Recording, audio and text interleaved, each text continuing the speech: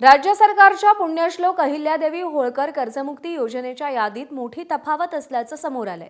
किसान सभेचे अजय बुरांडे यांनी गंभीर आरोप केले।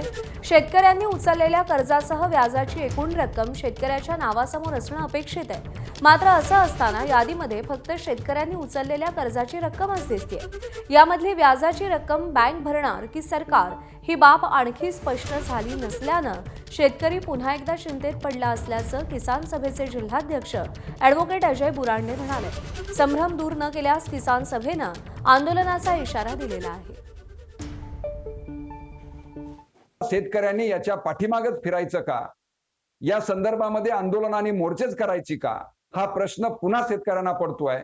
तेव्हा या सगळ्या बाबीच्या संदर्भामध्ये योग्य ती भूमिका लवकर शासन आणि बँकांनी करून घोषित केलेल्या यादीच्या समोरची रक्कम ही शेतकऱ्यांच्या खात्यावर असणाऱ्या थकबाकीची रक्कम असून ते प्रमाणित व्हावी अशी मागणी किसान सभा करते।